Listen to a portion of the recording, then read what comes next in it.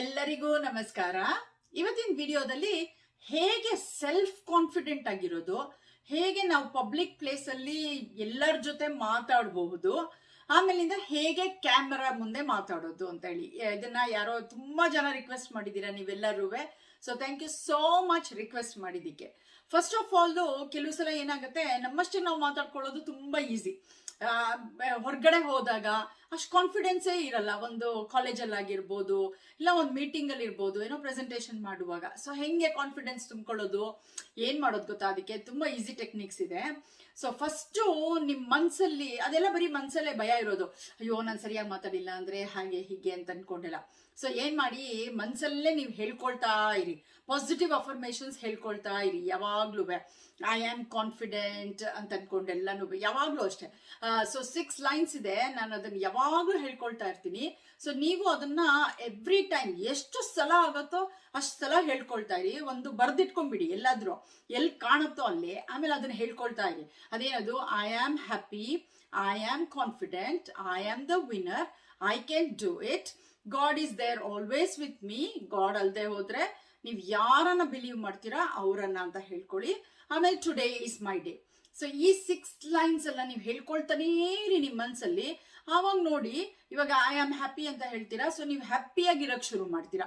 So ಹ್ಯಾಪಿಯಾಗಿರೋಕೆ ಆಗೋ ತರ circumstances ಜಾಸ್ತಿ ಕ್ರಿಯೇಟ್ ಆಗ್ತಾ ಹೋಗುತ್ತೆ. ಆಮೇಲೆ ಐ ಆಮ್ ಕಾನ್ಫಿಡೆಂಟ್ ಅಂತ ಹೇಳ್ತೀರಾ, ಸೊ ನಿಮ್ ಒಳಗೇನೆ ಫುಲ್ ಕಾನ್ಫಿಡೆನ್ಸ್ ಬಿಲ್ಡ್ ಆಗ್ತಾ ಹೋಗುತ್ತೆ.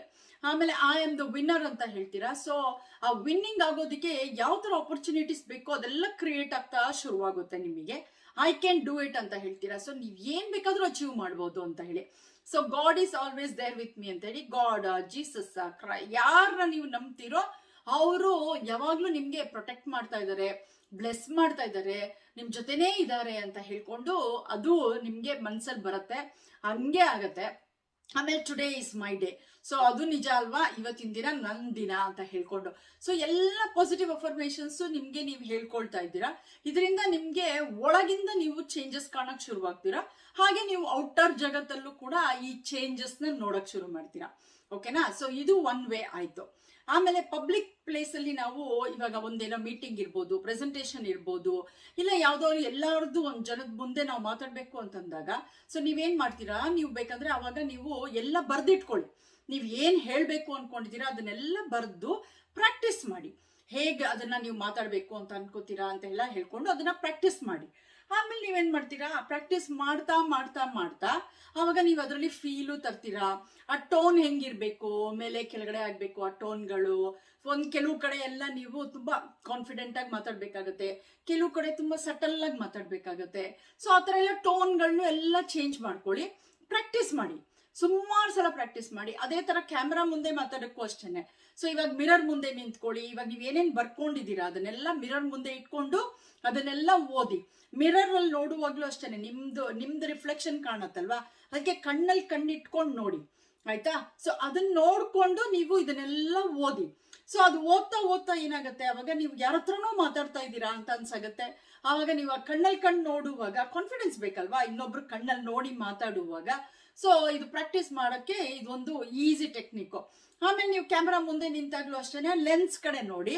ಸೊ ಇವಾಗ ಹಿಂಗೂ ಮಿರರ್ ಅಲ್ಲಿ ಪ್ರಾಕ್ಟೀಸ್ ಮಾಡಿದೀರಾ, ಇನ್ನೊಬ್ರು ಕಣ್ಣಲ್ಲಿ ಕಣ್ಣಿಟ್ಕೊಂಡು ನೋಡೋ ತರದಲ್ಲಿ. ಸೊ ಅದೇ ತರ ಲೆನ್ಸ್ ಅನ್ನು ನೋಡ್ಕೊಂಡು, ಸೊ ನೀವ್ ಹೇಗ್ ಪ್ರಾಕ್ಟೀಸ್ ಮಾಡಿದೀರಾ ಆ ತರ ಮಾಡಿ.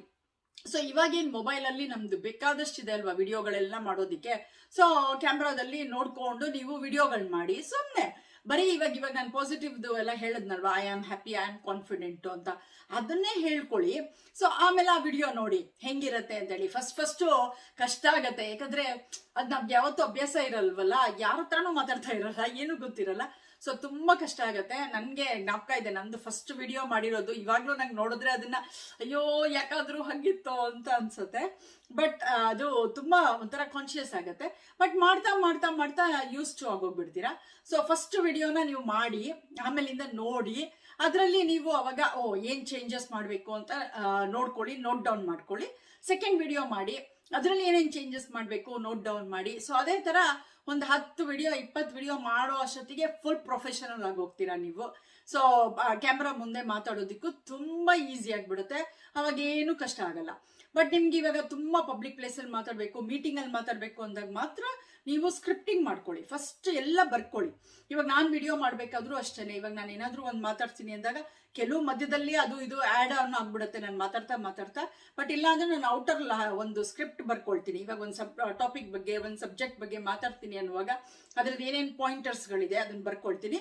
ಆಮೇಲಿಂದ ಡೀಟೇಲ್ ಆಗಿ ಒಂದಷ್ಟು ಏನೇನು ಹೇಳಬೇಕು ಅನ್ಕೊಂಡಿದ್ದೀನಿ ಅದ್ರ ಬಗ್ಗೆ ಎಲಾಬ್ರೇಟ್ ಆಗಿ ಮಾತಾಡ್ತೀನಿ, ಆಮೇಲೆ ಬರ್ಕೊಳ್ತೀನಿ. ಆಮೇಲಿಂದ ನಾನು ವಿಡಿಯೋ ಮಾಡಕ್ ಶುರು ಮಾಡ್ತೀನಿ. ಬಟ್ ವಿಡಿಯೋ ಮಾಡ್ತಾ ಏನಾಗುತ್ತೆ, ಮಧ್ಯದಲ್ಲಿ ಹಂಗೆ ಏನಾದ್ರೂ ಒಂದೊಂದು ಆ ವರ್ಡ್ಸು ಈ ವರ್ಡ್ಸು ಬರಕ್ ಶುರುವಾಗ್ಬಿಡುತ್ತೆ. But it's okay, no problem. So ಆ ಥರ ನೀವು ಪ್ರಾಕ್ಟೀಸ್ ಮಾಡಕ್ ಶುರು ಮಾಡಿ.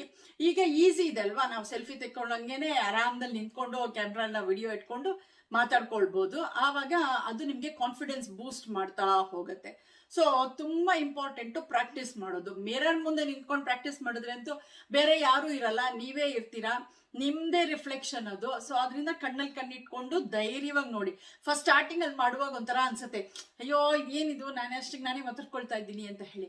ಬಟ್ ಪ್ರಾಕ್ಟೀಸ್ ಮಾಡ್ತಾ ಏನಾಗ್ಬಿಡುತ್ತೆ, ಫುಲ್ ಕಾನ್ಫಿಡೆನ್ಸ್ ಆಗಿಬಿಡುತ್ತೆ. ಆಮೇಲಿಂದ ಮಾತಾಡ್ತೀರಾ, ಆಮೇಲೆ ನಿಮ್ದು ಟೋನ್ಗಳು ಚೇಂಜ್ ಮಾಡ್ತೀರಾ, ಹೆಂಗ್ ಮಾಡ್ಬೇಕು ಅಂತ ಎಕ್ಸ್ಪ್ರೆಷನ್ಸ್ ಕೊಡ್ತೀರಾ, ನಿಮ್ದು ಬಾಡಿ ಲ್ಯಾಂಗ್ವೇಜು ಚೇಂಜ್ ಆಗುತ್ತೆ. ನೀವು ಕೈ ಯಾವ ತರ ಇಟ್ಕೊಳ್ಬೇಕು, ತಲೆ ಯಾವ ತರ ಅಲ್ಲಾಡಿಸ್ಬೇಕು, ಎಷ್ಟು ಕಾಂಟ್ಯಾಕ್ಟ್ ಇಟ್ಕೊಳ್ಬೇಕಾಗತ್ತೆ, ಎಷ್ಟು ಹೈಯರ್ ಟೋನಲ್ಲಿ ಮಾಡಬೇಕು, ಎಷ್ಟು ಲೋವರ್ ಟೋನಲ್ಲಿ ಮಾತಾಡಬೇಕು, ಯಾವ ವರ್ಡ್ಗೆ ಜಾಸ್ತಿ ಎಂಫಸೈಸ್ ಮಾಡಬೇಕು. ಸೊ ಹೀಗೆಲ್ಲ ನಿಮಗೆ ಪ್ರಾಕ್ಟೀಸ್ ಮಾಡ್ತಾ ಬಂದ್ಬಿಡತ್ತೆ. ಸೊ ಫಸ್ಟ್ ಯಾವಾಗಲೂ ನಿಮ್ದು ಮೊಬೈಲಲ್ಲಿ ಟ್ರೈ ಮಾಡಿ, ಆಮೇಲಿಂದ ನೋಡಿ ನಿಮ್ದು ಹೆಂಗೆ ಸೆಲ್ಫ್ ಕಾನ್ಫಿಡೆನ್ಸ್ ಬೂಸ್ಟ್ ಆಗತ್ತೆ ಅಂತ ಹೇಳಿ. ಆವಾಗ ಒಬ್ರ ಜೊತೆ ಅಲ್ಲ, ಒಂದು 10,000 ಜನ ಕುತ್ಕೊಂಡಿದ್ರು ಕೂಡ ಅವ್ರ ಜೊತೆ ಆರಾಮದಲ್ಲಿ ಮಾತಾಡ್ತೀರಾ. ಟಾಪಿಕ್ಸು ಹಂಗೆ ಬರಕ್ ಶುರುವಾಗತ್ತೆ. ಸೊ ಈ ಅಫರ್ಮೇಷನ್ಸ್ ಹೇಳ್ಕೊಳ್ತಾ ನಿಮ್ಮ ಮನ್ಸಲ್ಲಿ ಎಲ್ಲಿ ತನಕ ಅಂತಂದ್ರೆ, ಅಫರ್ಮೇಷನ್ಸ್ ಒಳ್ಳೆ ನಾವು ಹೆಂಗೆ ಉಸಿರಾಡ್ತೀವಿ ಆ ತರ ಅಫರ್ಮೇಷನ್ಸ್ ನಮ್ಮ ಮನ್ಸಲ್ಲಿ ಬರ್ತಾನೆ ಇರ್ಬೇಕು, ಅವಾಗ ಆ ತರ ಆಗೋಗ್ಬಿಡತ್ತೆ. ಸೊ ಈ 6 lines very important. Throughout the day ಹೇಳ್ಕೊಡಿ. ನನ್ನ ಎಲ್ಲ ಸ್ಟೂಡೆಂಟ್ಸಿಗೂ ಹೇಳ್ತೀನಿ, ಇದನ್ನ ಮಾಡಿ ನೀವು ಅಂತ ಹೇಳಿ ಪ್ರಾಕ್ಟೀಸು. ಸೊ ಫುಲ್ ಚೇಂಜಸ್ಸು ಅವರಲ್ಲವರೇ ಕಾಣಿಸಕ್ ಶುರುವಾಗ್ಬಿಡತ್ತೆ. ಹೊರಗಡೆ ಜಗತ್ತಲ್ಲೂ ನೋಡಕ್ ಶುರುವಾಗ್ತೀರಾ. ಎಲ್ಲರೂ ಎಷ್ಟು ಕಾನ್ಫಿಡೆನ್ಸ್ ಇದೆ ಅಪ್ಪ, ಇವಳಿಗೆ ಎಷ್ಟು ಚೆನ್ನಾಗಿ ಮಾತಾಡ್ತಾರೆ ಅಥವಾ ಇವನಿಗೆ ಎಷ್ಟು ಚೆನ್ನಾಗಿ ಮಾತಾಡ್ತಾರೆ ಅನ್ನೋ ತರ ಆಗೋಗ್ಬಿಡತ್ತೆ. ಓಕೆನಾ? ಸೊ ಗುಡ್ ಲಕ್ ಎಲ್ಲರಿಗೂ. Thank you so much for watching.